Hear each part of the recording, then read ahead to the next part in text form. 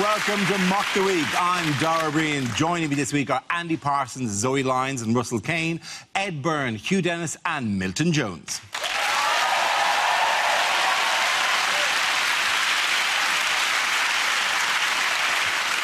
We start with a round called Picture of the Week. I show the panel a topical image and ask them to tell me what's happening. So, what is going on here?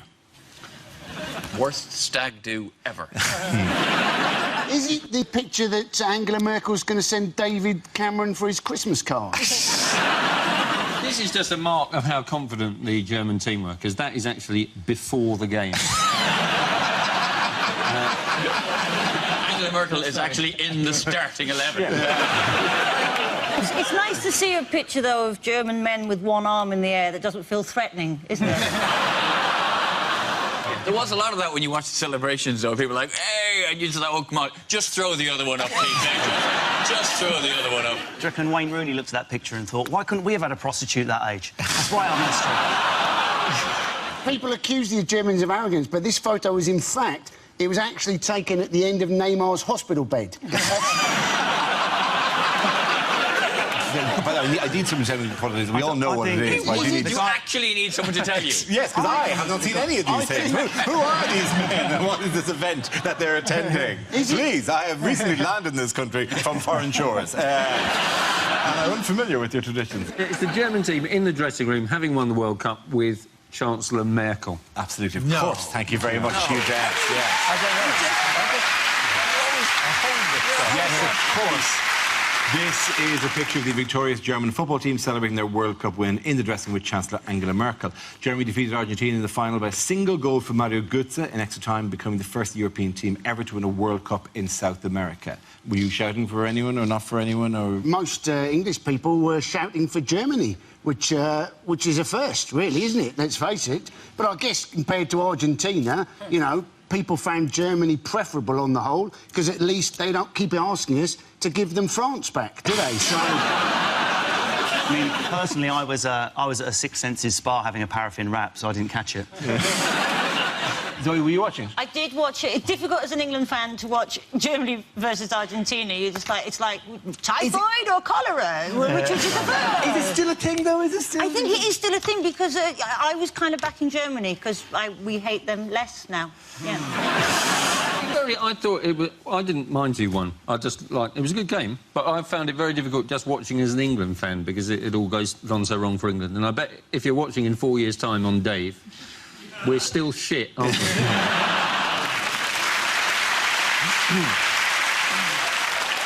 I could never support the Argentinians, not after what Maradona did, Wembley 2003. He didn't sing Material Girl.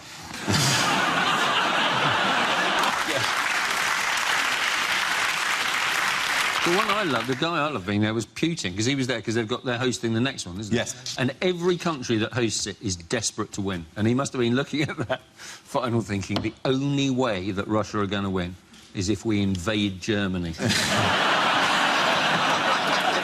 Putin sitting next to Blatter was the finest photograph in the history of democracy. How do you win your elections? Oh, I never run against anyone. Me neither! High five! High five! The death of Brazilian football. That's what they'd witnessed. Oh, yeah. Not funny, but that was interesting. Well, you say that. It was kind of funny. There was, because a few weeks ago I was talking about the head, you know, the way they're overemphasising the pretty women in the crowd type shots all the time. And I said, and I on the show called for more shots of children crying. Yeah. And then when they posted, there's that one of a small boy just blubbing his eye, and he's pushing his glasses out of his face, and he's got a Coca-Cola can, which is beautiful branding, absolutely spectacular branding, and he's weeping into it. And I got sent that image 4,000 or 5,000 times on Twitter in the minute after it was posted with the words "Happy now." Yes, I was. I went through it. I think Brazil got humiliated, but did you see Joe Hart in that shampoo ad? No, obviously not. There was headlines about Brazil going, England was finally we know shame. And you're going, You are aware what the rest of the world refers to when they say a Brazilian. You are aware your name was not always merely associated with beautiful football, but also pubic topiary. That's probably the problem. Their formation's just too narrow. They have to play 1-1-1-1-1-1-1. And the goalie was the arsehole. You know, in the semi-final, when Neymar was injured, they made him sit on the bench in full kit. Did you see that? Yeah. As a sort of talisman. And you think that is ridiculous. He's not allowed to play. Who would we do that with? You would have to do that with Bobby Charlton. That's the only thing we do. We should do that, though. We should just have Frankie Boyle just sitting there. In a purple suit, just not saying anything. Just angrily staring across at any use of women.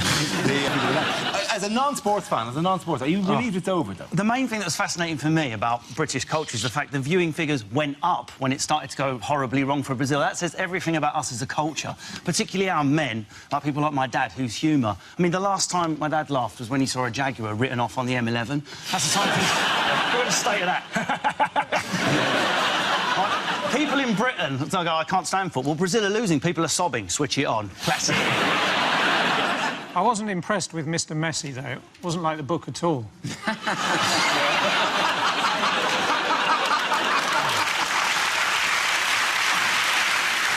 Of course, Luis Suarez has gone to Barcelona now. 75 million. He apparently had a celebration meal with his mum in Uruguay. Well, I say he had a celebration meal. Apparently, he lost his balance and the meal hit him in the teeth. And on the BBC, it also coincided with Alan Hansen's last game, didn't it? And nobody asked him the question I've always wanted to ask him about that scar and when he was attacked by Lord Voldemort. I wonder if any old German war criminals gave themselves away watching that match, because there's a few of them in Argentina, isn't there? If they were watching it in their local pub and they just went, yes! Oh, no, sorry. One campaign, by the way, that also slightly backfired is Singapore ran an anti-gambling campaign about a young kid called Andy, and it was about how Andy's dad had wasted their family's money because he was a gambler, and Singapore wants to stamp out gambling. But it wasn't quite as heart-rending as it could have been because of the scripting of the ad. This is the poster they had for it. I hope Germany wins. My dad bet all my savings on that. So the ad was basically... Now you're going to two universities. Hey, little Andy's going to Disneyland! Because gambling pays off. In other news, how has David Cameron been shaking things up this weekend? He's shuffled around the cabinet. It's like the Tour de France. He's got rid of lots of the big names, hasn't he? They've all fallen over. But the one person who's still in the same job is Eric Pickles, which, according to the thing I read, is because he's very difficult to move.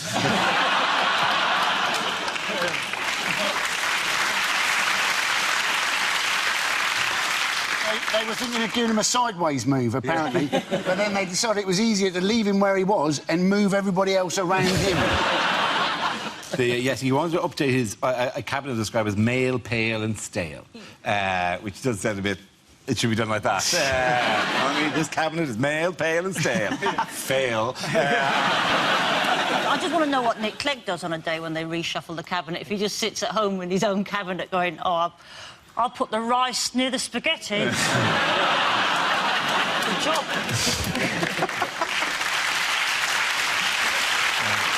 Well, in theory, it's supposed to show that he's being very pro-women. You know, it's very positive for women that he's added more women to the cabinet. But one of the women he added was a woman called Nicky Morgan, who previously was the Minister for Women, and now she's Education Secretary, but still Minister for Women. So that's how important the job of Minister for Women is. You can still do that, and this other full-time job.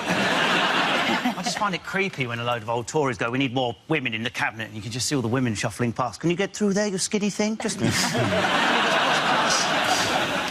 Ken Clark's gone as well, hasn't he? Ken Clark has gone, Do you reckon he'll resign in jazz because he's really into it? I was like, I'm leaving. Because Ken Clark do all, just he scat everything he does. Yeah. That's why he had to leave. Inappropriate. Get to the point, Ken. Get to the point. Stop soloing. Stop riffing on it.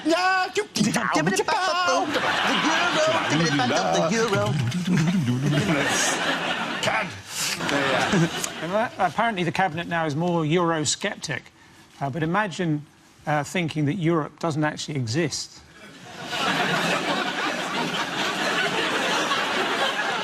I mean, I had a near Europe experience once when I was on holiday in Kent. I found myself walking along a tunnel towards the light. In the end, someone said, bonjour. That's so unfair, I thought I led a good life.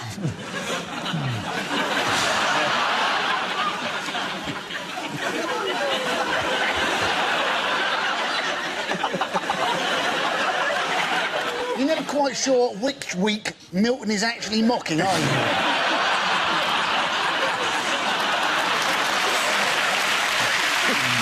At the end of that round, the points are going to Russell, Zoe and Andy. Now we play a round called Ich bin ein Berwinner. This game involves Zoe and Milton, so if you could make your way to the performance area, please. This round's the stand-up challenge. I launch the wheel of news, and whoever chooses to stop, one of our performers must step forward and talk about that subject. OK, here we go. Let's spin the wheel. And the first topic is drinking. Who wants to come in on that? Zoe. I like a drink. Realised I was probably drinking a bit too much recently when I turned to a friend not so long ago and, oh, that is a very nice breakfast wine.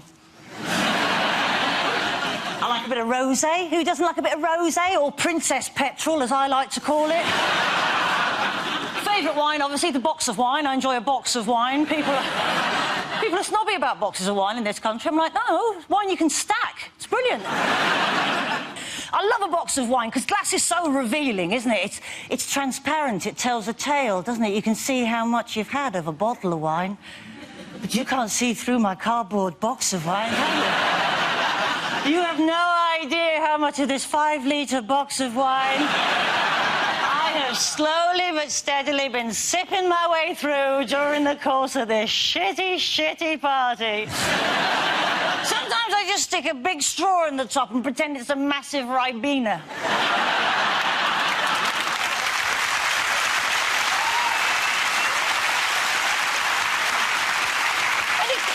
Giving, doesn't it? It keeps giving. You think it should be finished by now. You get to the end, you do all the classic things, you tip it on its side, you depress the little stopper. That's where an amateur will stop. They will discard the box of wine. But a connoisseur like myself, we know there's more. There's more lurking, isn't there? You rip open the cardboard head. You pull out the silvery intestines and you play what I like to refer to as the alcoholic bagpipe into your own glass.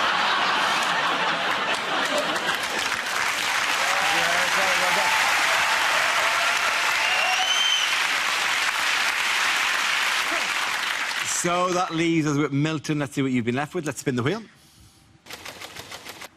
And the topic is communication. Where you go?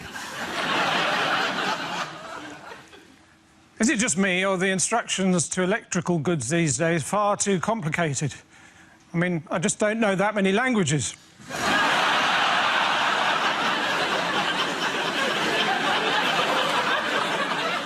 Words are powerful things. Sometimes a single letter H can attract helicopters. Has to be a big one. Hours I spent watching that hot tap.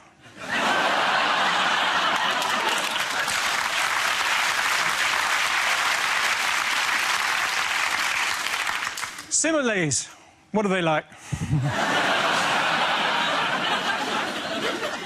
Of course, years ago in Wales, the letter T went on strike, and they had the Great Tea Strike of 1922, or as they had to call it, the Great E-Rike of 1922. Everyone had to get to work by ram.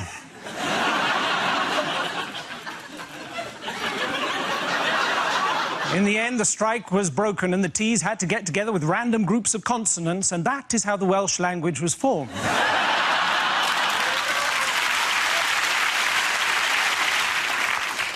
Nuisance phone calls. Oh, they put the bills up.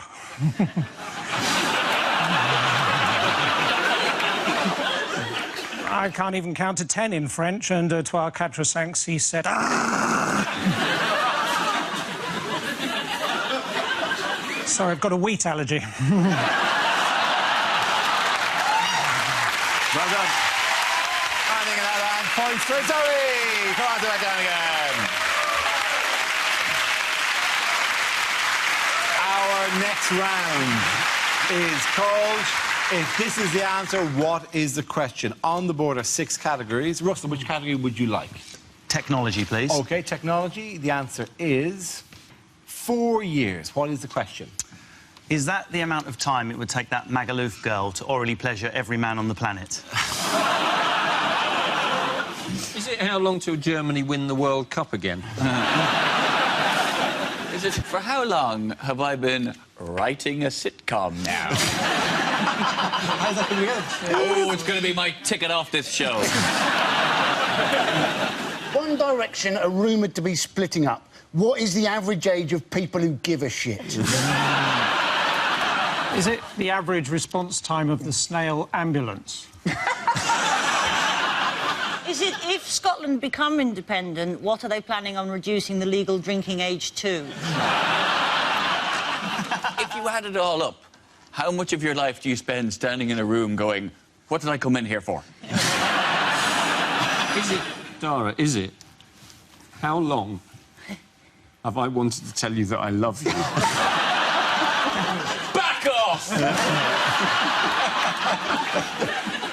Is it the actual number of years Mick Hucknall could hold back before he looked like a clown dipped in acid? How long does it take the average person in Rotherham to eat 5 fruit and veg? Potato is a veg. The correct answer is... When are they going to try and build a spaceport in the UK? It is absolutely right. Thank you very much, Andy Parsons. Well done. Yes, the question I was looking for was, how long will it be before the UK gets its very own spaceport? This is the news that Britain is to build a commercial spaceport which should be operational in 2018. It is almost ludicrously close, because by that means that you'll be able to actually take off and look down and see HS2 not being built. Are you excited? How exciting is this? Oh, it's very exciting. I mean, Virgin Galactic, they're going to take off at the end of this year, apparently, in New Mexico. And Richard Branson says he's going to be on the first flight. Now, given his success with his ballooning, that is a very brave move, isn't it? It's ludicrous to call it Virgin Galactic is what it's called, isn't it? But you know how they only go 62 miles up, that's Yes. it, don't they? They get to the outer edges of the atmosphere. And that isn't actually that exciting, is it? That's like saying at the beginning of Star Wars, a long time ago, in a galaxy as far away as London is from Portsmouth. They're talking about putting it in Scotland, but like one of the places they were talking about putting it on an island in the Hebrides, Benbecula or somewhere like that. And they're going back going, oh, it's unlikely though, because people won't want to go that far to go into space. If you can't be arsed dragging yourself to the Hebrides, perhaps space isn't for you. I wouldn't want to go on a Sunday because that, let's face it, that is a bloody long bus replacement service always. Isn't British space control, like air traffic control, isn't it going to be in Swindon? Isn't that where it is? I It'd be have fantastic. no idea where British space control It is. goes, No. Well, there's- Swindon, we have a problem. Oh, so All right, my lover. Surely it'll be Swindon, we have a problem. Well, we're in Swindon. Yes, I don't know how it works. So do you literally just go up and down? Do you go round a bit? You go up and down. So Just you do. literally up and You're down. already spinning Not with even us. across a bit. Wow, we really are so down on this. I'm genuinely surprised at the lack of one. No, sounds shit. If there was somebody up there pretending to be an alien attacking the craft or something like that, that would make it more worth it. So they should position laser somebody up quest. there. A high-level hot air balloon that throws, just sprays it with silly string even, to look like alien tentacles. So you go to 60 miles the where you see the craft. curvature of the Earth and the stars above, but you don't think that's sufficiently exciting. You expect pretend 6 aliens. minutes of weightlessness where somebody goes, oh no, now we're under attack. Wah, wah. Call me a dreamer. The lamest bunch of people in the world. Bunch of weirdos.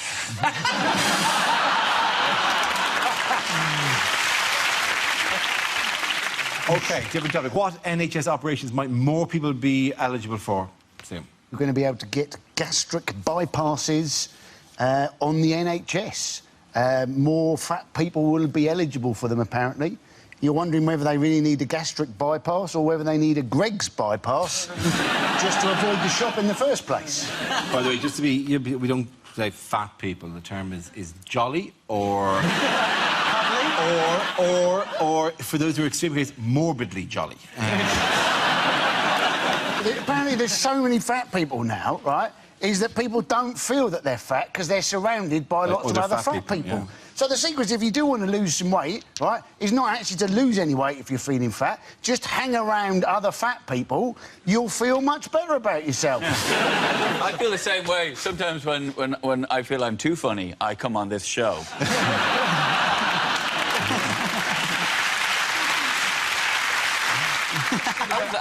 That sounded like I was slagging you off. It did sound that way, and they rather enjoyed it. Yes. The one I hate is when people say, all I've got to do is look at a cake and I put on weight. That's the worst line. I actually tested it. I kidnapped someone, I locked them in the room and I just showed cake at the window. 2 weeks later, dead and thin. What a liar.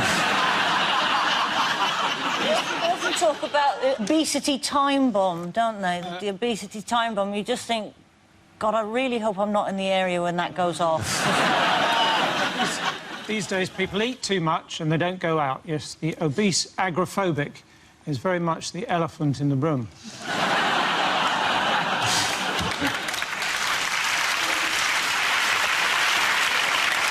They produced a league table of the obese nations, the obesity league table. America was on top of the table. I think we were third. But you think an obesity league table, surely that was crying out for a pie chart.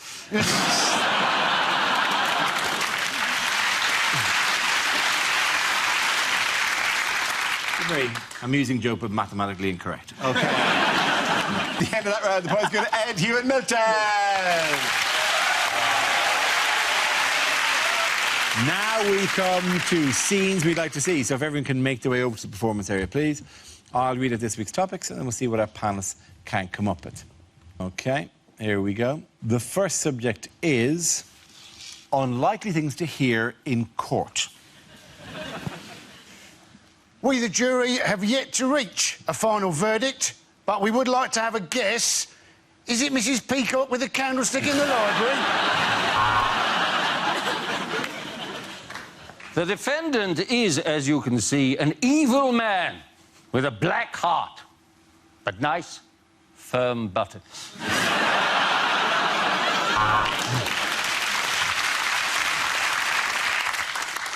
The Guildford 4 and the Birmingham 6 were miscarriages of justice. But S Club 7 must remain in prison.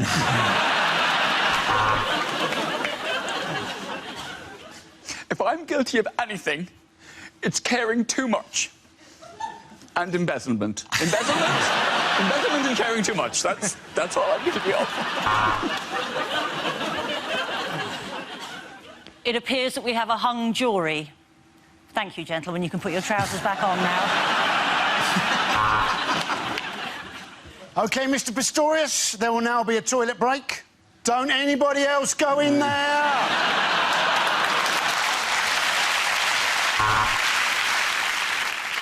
Before I pass down this sentence of death, how about a selfie? Oh, my God, your death face is so random. You are accused of stealing top-of-the-range toilet rolls. How do you plead? Quilty or not quilty?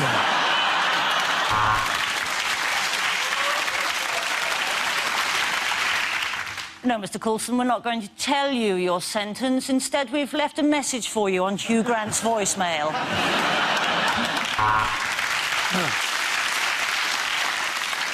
I am now going to pronounce sentence. Sentence.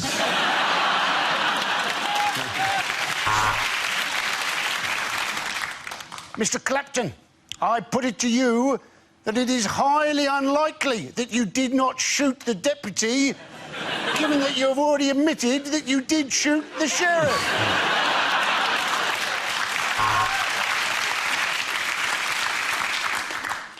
OK, rock-a-bye baby on the treetop.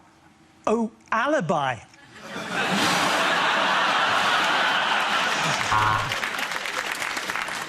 Well, it's been a long and complex trial, so before sentencing, let's have a look at some of your best bits.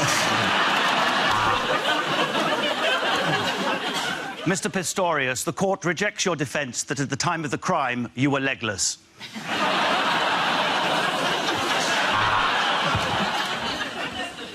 And now, Mr. Harris, it is time for your sentence. Can you tell what it is yet?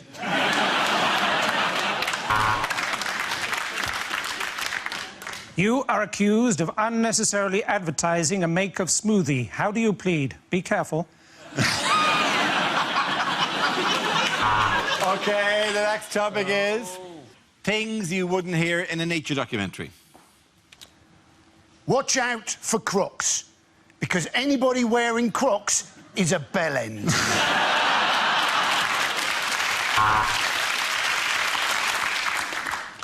What's incredible about the emperor penguin is its ability to make you look like a shit father. This is the most fantastic migration I've ever seen. These Romanians are moving in next door to Nigel Farage. If you're in the jungle for a few months, use a leaf and some river moss from a bank. It really does feel like a lady. Well, it took some pliers and an awful lot of gaffer tape, but I finally got this flamingo's legs on the right way around. I have spent my whole life living with hyenas. It hasn't been easy, but there have been a lot of laughs as well.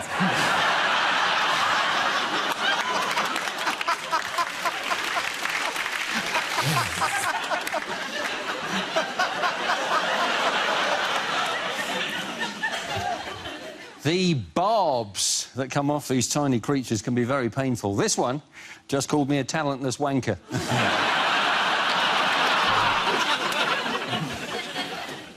The pack of meerkats surrounded the helpless lizard, and within seconds, he'd been forced to change his car insurance supplier. The comics or jesterlings all jostle for position, eager to present their humour to the large alpha male.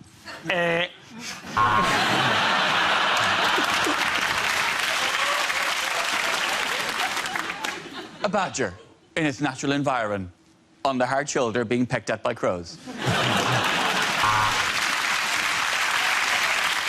This lioness has just had 4 cubs, but it's not as sweet as it looks. She's also had 3 brownies, 2 guides and a venture scout.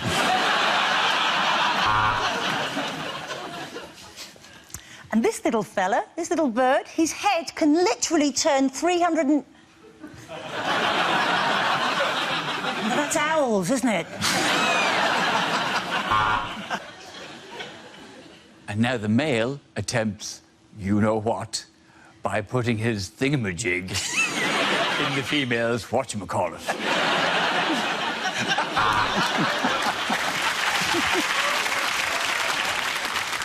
And here I am in the shrubbery outside the BBC Centre, and I think I've spotted one. This is extremely rare. It's a female panellist.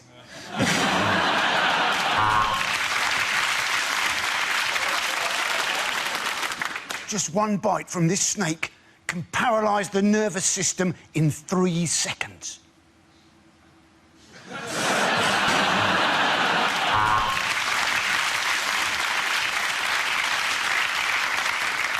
You'll have to excuse the trembling excitement in my voice, as I'm currently being noshed off by Bill Oddie.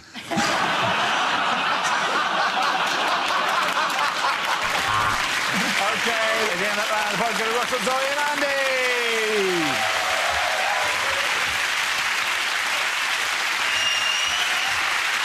And that's the end of the show. This week's winners are Ed Byrne, Hugh Dennis and Milton Jones. Commiseration to Andy Parsons, Zoe Lyons and Russell Kane. Thanks for watching. I'm Dara Breen. Good night.